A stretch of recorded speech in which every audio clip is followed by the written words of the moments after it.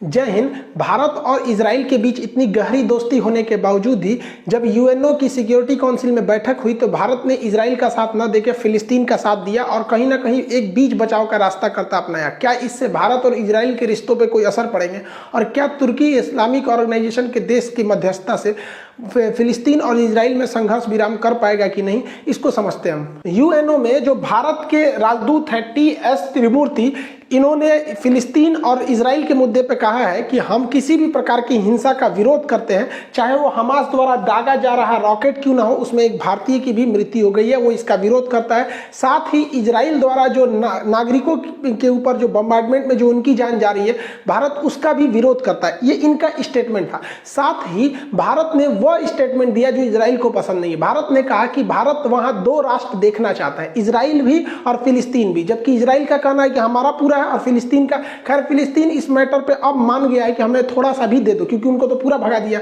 दूसरा, भारत ने कहा कि जो जेरूसलम की पुरानी स्थिति है, यानी यूएनओ के हिसाब से जितना इजराइल ने बाद में ऑक्युपाई किया है, वो पुरानी स्थिति को ही भारत वापस स्थापित करना चाहता है। इस हिसाब से भारत, आप कहेंगे तो फिलिस्तीन के ओर में अपना सुझाव दिया है। इवन मोदी जी के नेतन्याहू के साथ इतनी गहरी दोस्ती अक्सर आप पिक्चर्स इनके देखे होंगे, या फिर मोदी जी जब वहां गए थे तो ये सब काफी गहरी दोस्ती देखने को मिली थी। लेकिन जब तक पीएमओ ऑफिस से इनको फोन नहीं जाएगा, वो ये अपने मन से वहां स्टेटमेंट नहीं दे सकते। और इन्होंने ये नहीं कहा है कि हम फिलिस्तीन का समर्थन करते हैं, इन्होंने स्पष्ट बोला है, वी स्ट्रांगली सपोर्ट फिलिस्तीन। India's strong support to the just Palestinian cause and its unwavering commitment to the two-state solution.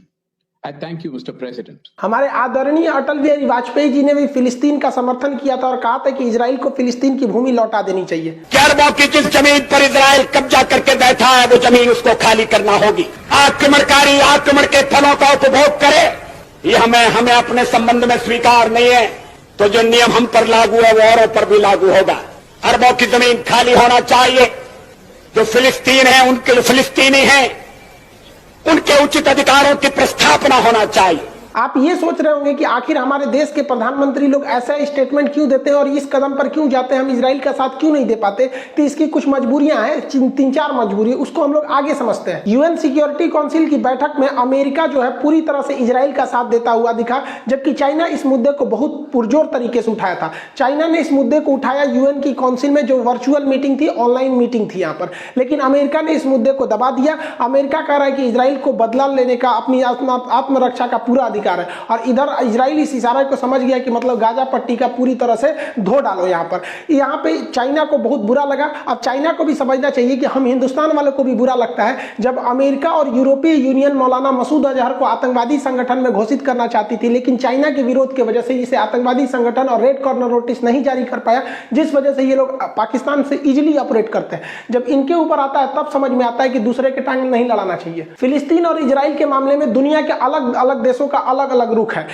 जो हमारा देखिए, चाइना जो है वो हमास जो आतंकवादी संगठन है, उसे चाइना आतंकवादी संगठन नहीं मानता है, पाकिस्तान नहीं मानता है। खैर ये लोग मानेंगे भी क्यों, लेकिन नॉर्वे भी नहीं मानता है। और रूस का तो अलग ही कहना है। रूस का कहना है कि फिलिस्तीन और इजराइल दोनों को अपनी आत्मरक्षा का अधिकार है। रूस का कहना है कि अगर दुनिया का सबसे एडवांस देश जो रक्षा के क्षेत्र में बहुत ही बेहतरीन एडवांस है, जिसके पास आयरन डोम जैसी टैंक, जहाज, नेवी, एयरफोर्स, हर तरह की सेना है, उसे अगर आत्मरक्षा का अधिकार है तो फिर फिलिस्तीन को भी आत्मरक्षा का अधिकार है। अगर हम हमास की बात नहीं करते हैं, अगर मान के चले ये बात, देखिए ये रूस के हिसाब से इनका कहना है कि अगर हम हमास को हटा दें तो फिर फिलिस्तीन के पास आत्मरक्षा के लिए पत्थर और लाठी के सिवा कुछ नहीं है। तो इस हिसाब से रूस का कहना है कि वो हमास को आतंकवादी संगठन नहीं मान रहा है। रूस पार्शियली ये कहना चाहता है कि ये लोग मतलब अपने फिलिस्तीन के जमीन के लिए लड़ाई लड़ रहे हैं। इसमें सबसे आगे कूद रहे हैं तुर्की के प्रधानमंत्री तैयबुल अर्दोगान। इन्होंने इमरजेंसी में ऑर्गेनाइजेशन ऑफ इस्लामिक कंट्रीज की बैठक बनाई, जिसमें 57 देश है।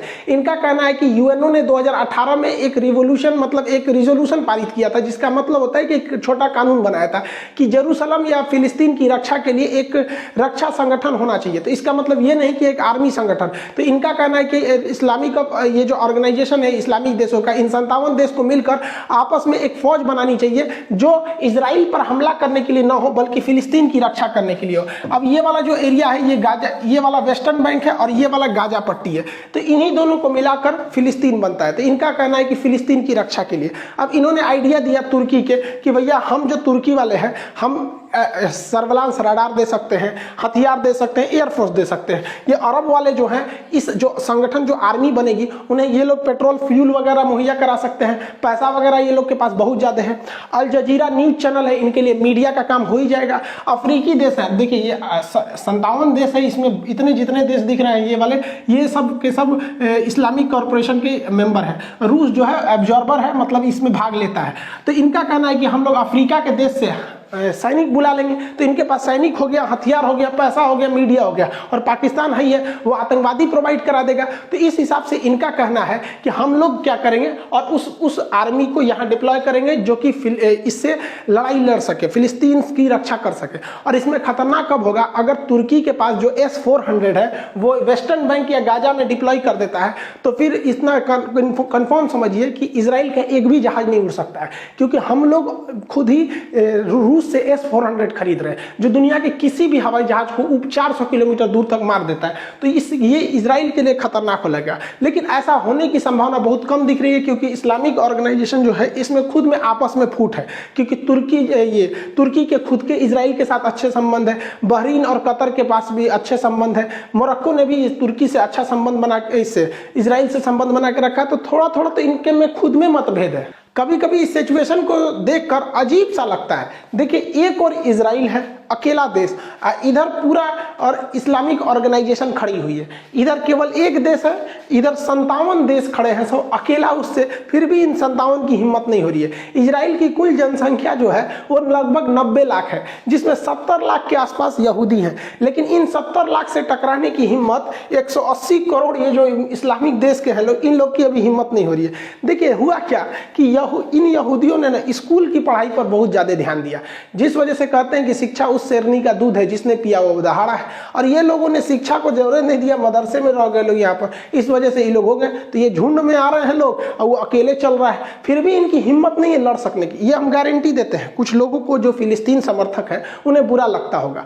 और देखिए बात समझिए, इनकी ये क्या सोचते हैं, इनका सोचना है कि पूरा इजराइल को खत्म कर दो, लड़ के इजराइल को मिटा दो। अच्छा भैया आपको अगर मिटाना है तो देखिए, अगर आपको फिलिस्तीन वालों से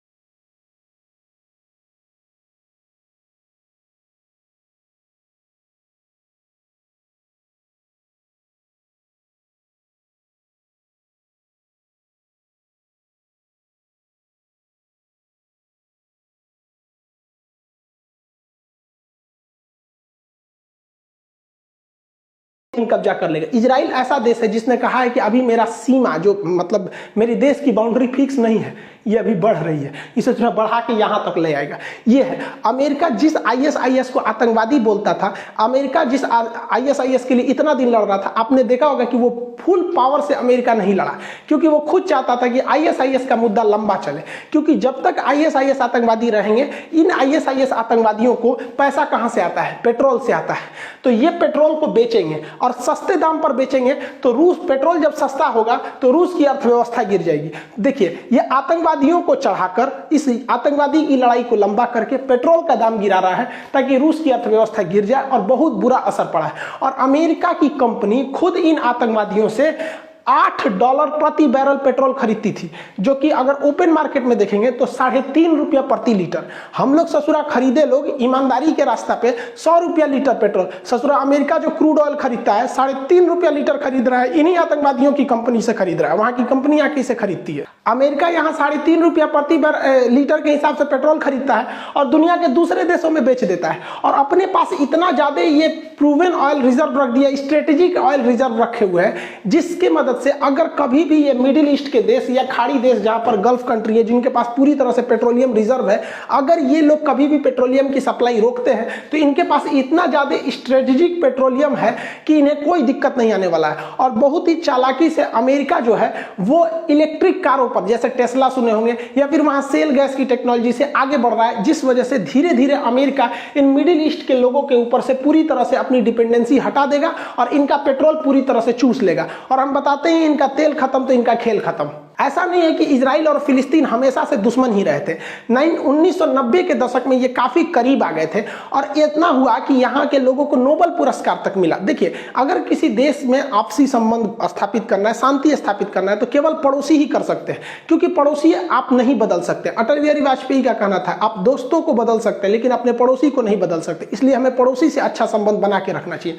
अब इजराइल जो है, इजराइल का यहाँ जो पड़ोसी है वो मिस्र है, इंग्लिश में इसे इजिप्ट कहते हैं, मिस्र। तो मिस्र जो था, मिस्र और इजराइल में युद्ध हुआ था। इस युद्ध में इजराइल ने मिस्र के कई भागों पर कब्जा कर लिया था, लेकिन दोनों में शांति स्थापित हुई। इजराइल ने कहा कि हम तुम्हें अब तुम्हारी जमीन लौटा देंगे, बदले में तुम इस बात को स्वीकार करो कि हम भी यहाँ पर एक देश हैं। तो इन दोनों ने स्वीकार किया, और इन समय तक अनवर सादात ये वहां के मिस्र के उस समय शासक थे, मतलब इन्हीं के पास सत्ता थी, लेकिन इनको मरवा दिया गया।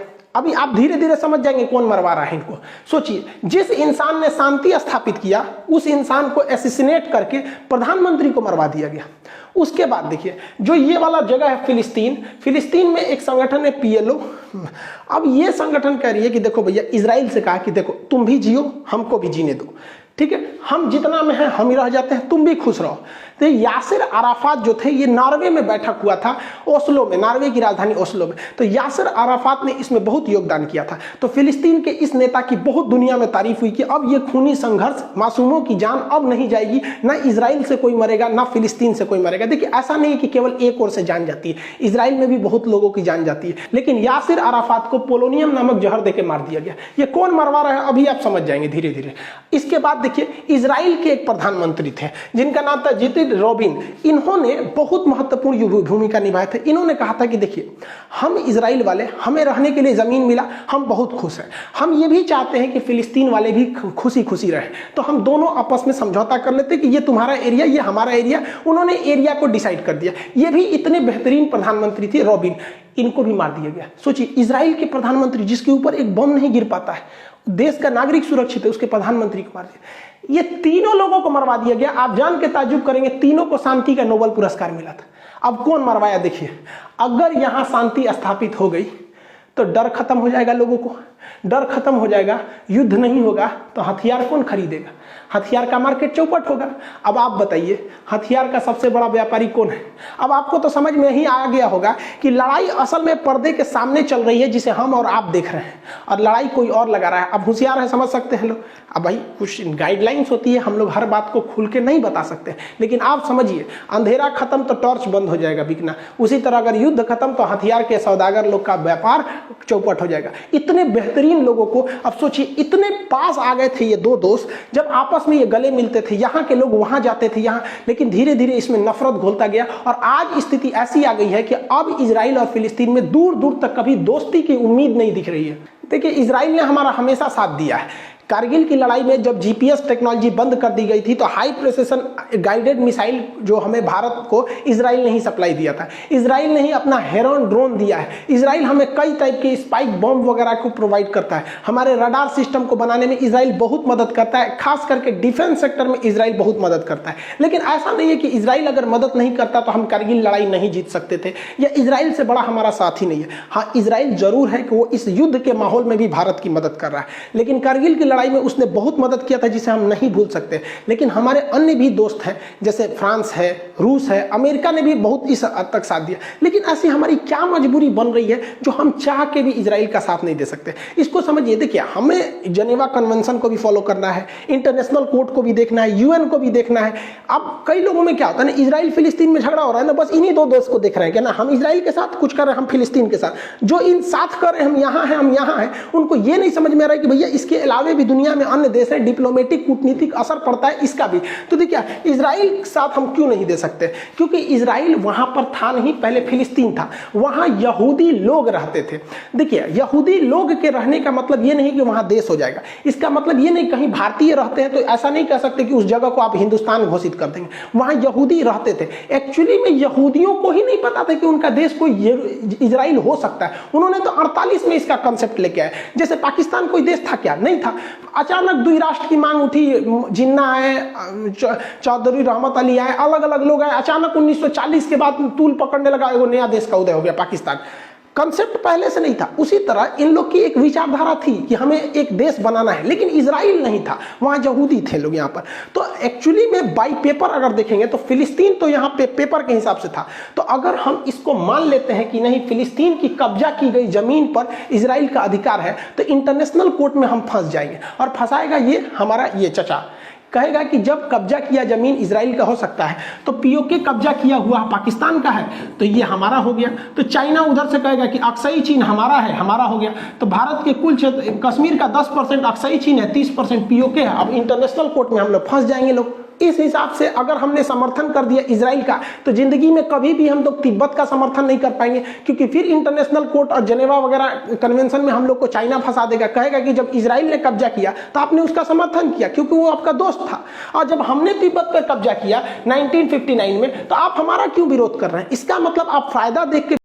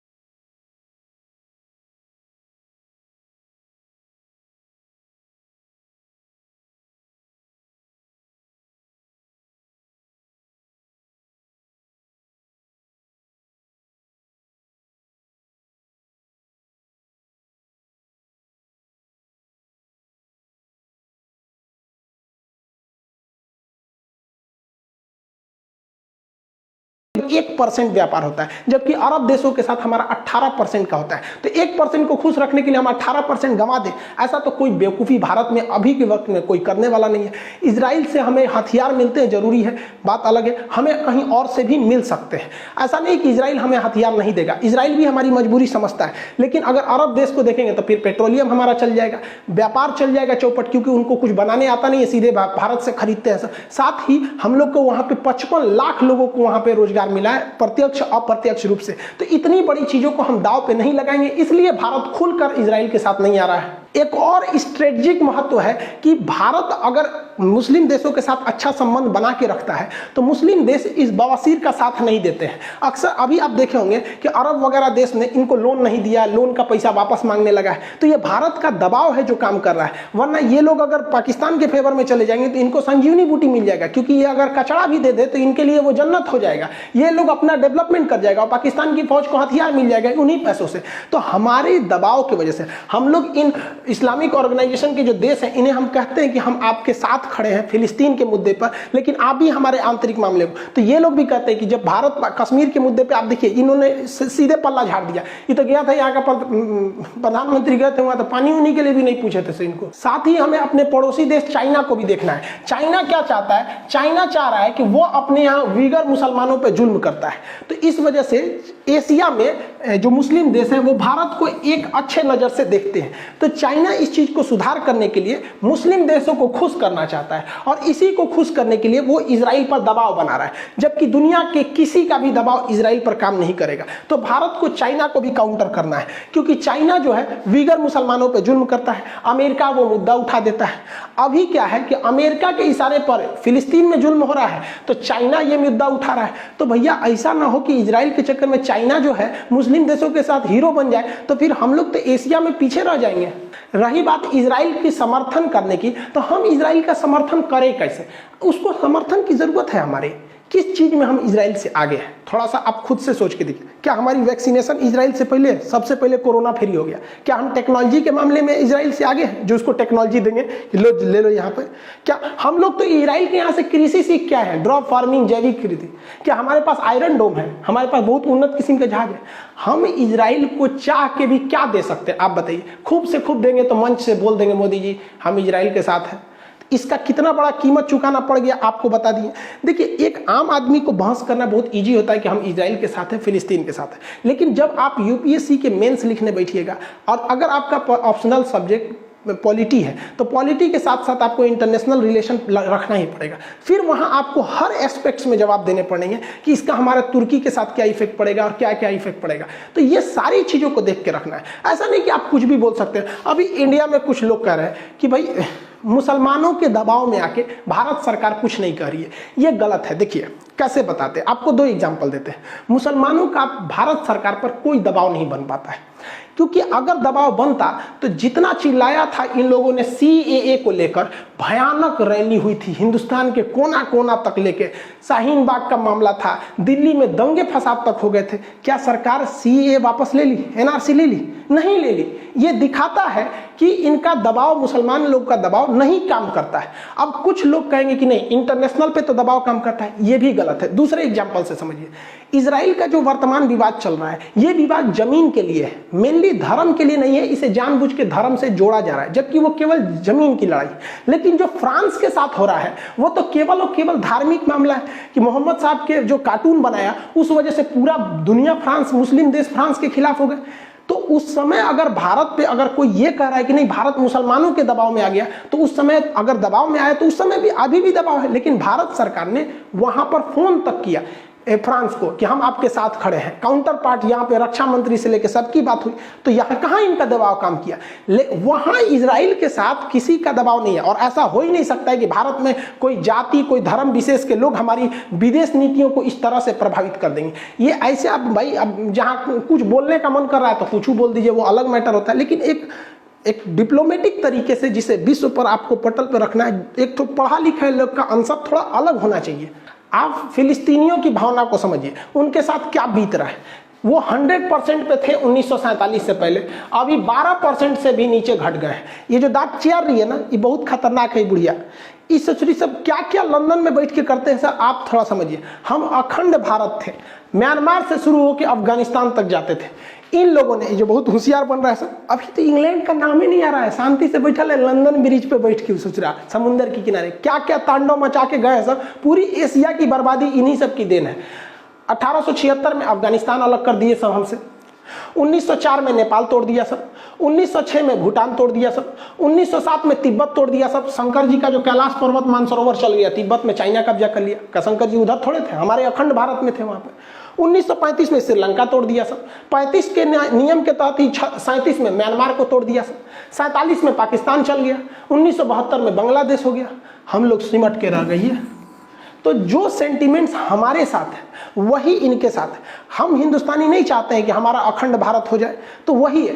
इस ससुरे लोग पर्दा के पीछे देखिए, इन लोग का एक ही उद्देश्य है, दुनिया में अशांति रहो। जब तक मार होगा तब तक दबंग लोग की बहुत भलाई होगी। इन लोग का हथियार बिकेगा, आपस में लड़ा जड़ा के एगो कहेगा कि तू अमेरिका के फेवर में चल जाएगा, ब्रिटेन के फेवर में चल जाएगा, दोनों में बंदरबाट हो जाएगा। यहाँ फिलिस्तीन की भी बहुत बड़ी गलती है। देखिए, फिलिस्तीन वाले लोगों ने अपनी जमीन यहूदियों को बेची थी, तो भैया जब बेचे थे तो अभी क्या लात नहीं खाओगे वहां पे। दूसरा हमास जो है इंटरनेशनल, देखिए इजराइल कभी भी डायरेक्ट हमला नहीं करेगा, लेकिन इजराइल बहुत होशियार है, ऐसा जगह पहुंचेगा कि आप उद्विदा का हमला करेंगे, जहां हमला करेंगे हमास तो ऐसा पूछेगा कि पानी नहीं मांगेंगे। देख रहे हैं ना, दौड़ा दौड़ा मार रहा है। अल जजीरा का बिल्डिंग उड़ा दिया, वहां पे तो एक होटल था उसको उड़ा दिया, वहां पे बड़े बड़े बिल्डिंग्स को तहस नहस कर दिया। और ये अच्छे से मारता है, डर पैदा कर करके मारता है। इसका काम क्या है, आपको उकसाएगा, यहाँ पर फिलिस्तीन के लोगों को उकसाएगा, और हमला करने से पहले ना बोल देता है कि हम 2 घंटा बाद हमला करेंगे। अब जरा आप अपने दिमाग से सोचिए, अगर कह दीजिएगा कि हम इस बिल्डिंग में 2 घंटे बाद हमला करेंगे, बाकी लोग खाली हो जाओ, तो क्या हमास के आतंकवादी बैठेंगे सर? अरे यार तुम लोग जाओ, लोग हमको मरने दो, 2 घंटा बाद मिसाइल गिरे। अरे वो भी भाग जाते हैं, सब भाग जाते हैं सब। खुद अमेरिका और इजराइल चाहते हैं कि ये मामला लंबा चले ताकि अरब देश हमसे दहशत में रहे यहाँ पे। लेकिन इन लोग को क्या समझ में आता है? इन लोगों ने जो यूएनओ की बात को इग्नोर किया था, यूएनओ इन लोग को यहाँ पर जमीन दिया था 1947 में, इन लोग को जमीन दिया था, लेकिन इन लोग को लगा कि ना हमारा पूरा फिलिस्तीन चाहिए, ले लो पूरा फिलिस्तीनियों से भगा देगा। कुछ लोग कह रहे हैं कि फिलिस्तीन पर जुल्म हो रहा है, इंसानियत कहाँ गई? भैया इंसानियत अफगानिस्तान में कहाँ गई थी, जहाँ महात्मा बुद्ध की इतनी बड़ी मूर्ति को तोड़कर तालिबान वालों ने खाली कर दिया था, वहां इंसानियत नहीं दिखा था। लोग कह रहे हैं कि इजराइल के हमले में मासूम लोगों की भी जान जा रही है। 9/11 का जब हमला अमेरिका में हुआ था ना, तो इस बिल्डिंग में ड्यूटी कर रहे बेचारे लोगों की कोई गलती नहीं थी, उन लोगों की भी यहाँ पे कोई गलती नहीं थी। और जो लोग कहते हैं मासूम जल रहे हैं, जब हमास रॉकेट मारता है ना, तो उसके रॉकेट में कोई गाइडेंस सिस्टम नहीं रहता है, कहाँ जाके गिरेगा ये हमास को भी नहीं पता है। और अगर आयरन डोम इजराइल के पास नहीं रहता ना, तो इजराइल आज के समय में उसकी जनसंख्या आधी कर दिए रहते सब ये हमास वाले। तो अजीब बात करते हैं, युद्ध में इंसानियत देखेंगे। बहुत इंसानियत देखना है तो बोलिए ना अजरबैजान को कि नागोर्नो कराबाख से वापस आ जाए। अभी हाथ छोड़िए ना, नागोर्नो कराबाख को जीतने के बाद अभी और ये आर्मेनिया का जगह कब्जा कर लिया है, तो यहाँ तो नहीं बोल सकते हैं क्योंकि अजरबैजान आपके ग्रुप का है। तो आप एक स्टैंड पे रहिए। अगर इंसानियत देखना है तो केवल फिलिस्तीन में नहीं, पूरी दुनिया में देखिए, और नहीं देखना है तो फिर आप भी कुछ आइए। और इजराइल जो है विरोधी लोग को तो उठने ही नहीं देता है। फिलिस्तीन का 2 हिस्सा, यहाँ पर जो है गाजा पट्टी, ये है वेस्टर्न बैंक। वेस्टर्न बैंक में तो शांति रहती है, यहाँ युद्ध वगैरह नहीं होता, ये लोग शांतिपूर्ण तरीके से मतलब पॉलिटिकली मांग करते हैं। यहाँ पर हमास है, बहुत खतरनाक आतंकवादी संगठन है। और सीरिया में यहाँ गोलान की पहाड़ियां हैं। इस सीरिया की इस गोलान पहाड़ी के पास पैलेस्टीनियन इस्लामिक जिहाद नाम का एक आतंकवादी संगठन, इस ससुरा आजकल इधर से बम मार रहा था और ये हमास वाले इधर से मार रहे थे सर। इजराइल को ये सब खिलौना समझा था सर। इजराइल मारा इसको भी उधिया दिया और इजराइल मारा इसको भी उधिया दिया। इजराइल ने दोनों ओर से उधिया के साफ कर दिया। अब बेंजामिन नेतन्याहू कह रहे हैं कि अभी ये धोआई अभी लंबा चलने वाला है। अब भाई फिलिस्तीन और इजराइल का मामला समझ में आ गया। इसमें मेन समस्या ये है कि फिलिस्तीन में जो लोग मार करना चाहते हैं उनका कहना है कि पूरा इजराइल मिटा के हम फिलिस्तीन लेंगे, जो भी गलत बात है।